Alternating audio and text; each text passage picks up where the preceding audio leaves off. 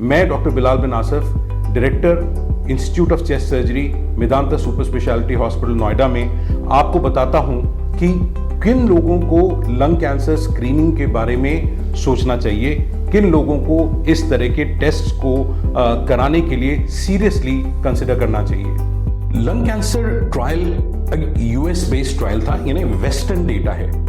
क्या हम इस डेटा को पूरी तरह से इंडियन सिनेरियो में एक्सट्रापोलेट कर सकते हैं? मेरा आंसर है नहीं। देखिए, लंग कैंसर स्क्रीनिंग ट्रायल में 50 से 80 वर्ष उम्र के लोगों को, जिन्होंने 20 pack per year cigarette smoke किया था और जिनका हाई रिस्क लंग कैंसर थे, उनको हमने लो डोज सीटी स्कैनिंग से स्क्रीन किया गया था ड्यूरिंग द ट्रायल। बट अगर हम इस स्ट्रिक्ट क्राइटेरिया को इंडिया में फॉलो करेंगे तो बहुत सारे लंग कैंसर के केसेस हम मिस कर सकते हैं। तो आइए जानते हैं कि इंडिया स्पेसिफिक सिनेरियो स्क्रीनिंग का क्या है और क्यों इंडिया में अगर हम इन स्ट्रिक्ट क्राइटेरिया के बेसिस पे ही फॉलो करते हैं तो हम कई केसेस कैंसर के मिस कर सकते हैं। तो देखिए, इंडिया में जो लंग कैंसर होता है उसमें सिग्निफिकेंट प्रोपोर्शन ऑफ पेशेंट्स जो हम देख रहे हैं वो नॉन स्मोकर्स भी हैं। यानी अगर हम सिर्फ स्मोकर्स को स्क्रीन करेंगे तो कुछ नॉन स्मोकर पेशेंट्स जिनमें कैंसर डेवलप हो रहा है उनमें जो है हम कैंसर को डिटेक्ट करने में फेल हो जाएंगे। दूसरा चीज हमने देखी है कि इंडियन पेशेंट्स में विमेन पेशेंट में भी कैंसर देखा जा रहा है। लॉट ऑफ फीमेल पेशेंट्स जो है हमारे पास आती हैं जिन्होंने कभी भी सिगरेट को हाथ नहीं लगाया है और ना उनके घर में कोई सिगरेट पी रहा है, तो वो भी हमारे पास आए हैं लंग कैंसर की डायग्नोसिस को लेकर के। और तीसरी इंपॉर्टेंट बात होती है, कई सारे यंगर इंडिविजुअल्स, यानी अगर हम 50 से 80 का क्राइटेरिया को स्ट्रिक्टली फॉलो करें तो कुछ पेशेंट्स ऐसे हैं जो हमारे पास यंग एज पे आ रहे हैं, 45, 35। उन पेशेंट्स को हम लोग मिस कर जाएंगे इस स्क्रीनिंग ट्रायल के स्ट्रिक्ट क्राइटेरिया को फॉलो करने में। क्यों है इंडियन सिनेरियो वेस्टर्न कंट्री से डिफरेंट? तो आंसर्स जो हैं वो हमारी आंखों के सामने हैं, हमारी हवा में आंसर्स हैं, हमारी किचन में है, हमारे वर्क स्पेसेस में है। यानी धूल, धुआं और इस तरह के एक्सपोजर जो हाईली टॉक्सिक मटेरियल को हमारे लंग्स में पहुंचाते हैं, ये जो है हमारे कैंसर रिस्क को बढ़ा सकते हैं और इसलिए इंडिया का सिनेरियो यूएस या वेस्टर्न डेटा से काफी अलग है। सो इंडिया में किन लोगों को लंग कैंसर स्क्रीनिंग या low dose CT scan screening के लिए जाना चाहिए? देखिए, कोई एस्टैब्लिश्ड गाइडलाइंस तो इंडिया में अवेलेबल नहीं है, लेकिन based on what we have been seeing and our experience over the last 10 to 15 years, there are certain group of patients जिनको लंग कैंसर या लो डोज सीटी स्क्रीनिंग के लिए कंसिडर करना चाहिए। इसमें तो एक ग्रुप हो गया स्मोकर्स और एक्स स्मोकर्स का, जिनकी एज 50 से 80 साल के बीच में। ये हमारा criteria national lung cancer screening trial वाले क्राइटेरिया के बराबर क्राइटेरिया है और इन क्राइटेरिया को फॉलो करना तो बिल्कुल अनिवार्य है, because these patients are at high risk of development of lung cancer. So इन लोगों को तो जरूर लंग कैंसर स्क्रीनिंग करानी चाहिए। नाउ एज तो आप समझ के 50 से 80 की एज।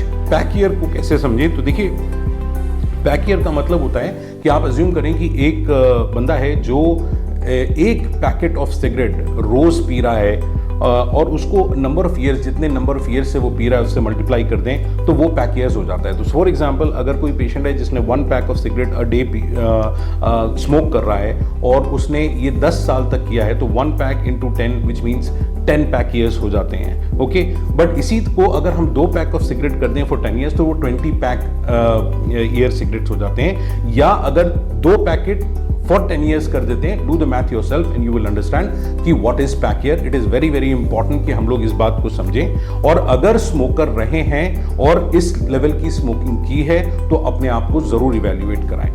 एक कॉमन मिथ ये होती है स्मोकर्स में कि भाई मैंने तो सिगरेट छोड़ दी तो मेरा रिस्क तो खत्म हो गया। ठीक है, it is a very good thing कि आपने सिगरेट जो है कंप्लीटली छोड़ दिया है, बट सिगरेट छोड़ना is not equal to absolutely zero risk of lung cancer. Cigarette छोड़ने के बाद लगभग 15 साल का समय लगता है आपको नॉर्मल बेसलाइन पॉपुलेशन के रिस्क पे आने में। एंड इसलिए अगर आप एक स्मोकर रहे हैं तो भी आप अपने को इवैल्यूएट ज़रूर कराएं और लो डोज सीटी स्क्रीनिंग के बारे में ज़रूर सोचें। दूसरी कैटेगरी के लोग वो हैं जो मेरे हिसाब से it's very difficult to really justify it और नेगेट इट। दोनों मुश्किल हैं, या तो जस्टिफाई करना भी मुश्किल है और नेगेट करना भी मुश्किल है। बट चूंकि एक रियलिटी है, we are expose to very high levels of air pollution और हमें ये पता है कि ये एयर पोल्यूशन जो है एक लेवल 1 कार्सिनोजन है। कार्सिनोजन का मतलब कैंसर कॉजिंग एजेंट होता है, और चूंकि हमारे लंग्स का एक्सपोजर होता है तो people are at risk of developing lung cancer. And therefore sometimes if you are too worried about this aspect, और अगर आपने किसी ऐसे हाई पोल्यूशन एरिया में अपने significant part of your life you have spent, then I would recommend कि आप अपने डॉक्टर से एक बार एक फ्रैंक कॉन्वर्सेशन कर सकते हैं कि क्या आपको लो डोज केटी स्क्रीनिंग की रिक्वायरमेंट है या नहीं। आई वुड रिकमेंड कि अगर ऐसे सिचुएशन है और 45 साल से उम्र ज़्यादा है तो मे बी ये कंसिडरेशन किया जा सकता है। तीसरी कैटेगरी होती है फीमेल, पर्टिकुलरली रूरल इंडिया में हमारे जो विलेजेस हैं और रूरल इंडिया की साइड के लोग हैं जहाँ पे अभी भी जो खाना पकाने के लिए बायोमास फ्यूल यूज हो रहा है या चूल्हे पे बनाया जा रहा है, जहाँ पे बहुत सारा स्मोक निकलता है। और remember any kind of smoke is dangerous, और ये जो स्मोक निकल रहा है इसमें भी कार्सिनोजन होते हैं और ये लंग कैंसर कॉज कर सकते हैं। तो अगर कोई फीमेल हैं जो 20-30 साल तक उनका एक्सपोजर रहा है और 45-50 की उम्र पहुंच गए हैं, तो अगेन अपने डॉक्टर से कॉन्वर्सेशन कर सकते हैं regarding the need for low dose CT scan screening. Category 4 होती है ऑक्यूपेशनल एक्सपोजर वाली। नाउ ऐसे कई सारे केमिकल्स होते हैं जिनके एक्सपोजर के कारण कैंसर का रिस्क बढ़ सकता है और लंग कैंसर का रिस्क बढ़ सकता है। इसमें से एक एस्बेस्टॉस होता है। तो जो वर्कर्स जो हैं कंस्ट्रक्शन साइट्स पे काम कर रहे हैं या माइनर्स काम कर रहे हैं जिनका एक्सपोजर एस्बेस्टॉस से होता है, जो कि in itself is an independent risk factor for cancer, तो ऐसे पेशेंट्स को या पर्सन्स को स्क्रीनिंग के बारे में जरूर सोचना चाहिए, particularly if you have worked in that industry for 20 to 30 years. So anybody who's worked in construction industry, mining industry में काम कर रखा है, रबर इंडस्ट्री में काम कर रखा है, तो ऐसे केसेस में कार्सिनोजन एक्सपोजर क्वाइट सिग्निफिकेंट हो सकता है और लो डोज सीटी स्क्रीनिंग कराने में एक प्रूडेंट अप्रोच मानी जा सकती है। पांचवी कैटेगरी जो होती है वो होती है उन लोगों को जहां पर हाई रिस्क है, जिनके फैमिली में फर्स्ट डिग्री रिलेटिव में लंग कैंसर हो चुका है। तो ऐसे इंडिविजुअल्स जो हैं हाई रिस्क इंडिविजुअल्स में आते हैं लंग कैंसर के लिए, और इनको ज़रूर जो है इवेल्युएट कराना चाहिए। यानी अगर कोई ऐसा व्यक्ति है जिनके पेरेंट्स में या सिबलिंग्स यानी भाई बहन में लंग कैंसर की हिस्ट्री है, तो उनका रिस्क जो है काफ़ी एलिवेटेड होता है और उनको डॉक्टर से ज़रूर कंसल्ट करना चाहिए for lung cancer screening. And lastly जो एक बड़ी इंपॉर्टेंट कैटेगरी है जो हमारे देश में काफ़ी कॉमन होती है, वो होता है पोस्ट ट्यूबरकुलर लंग डैमेज।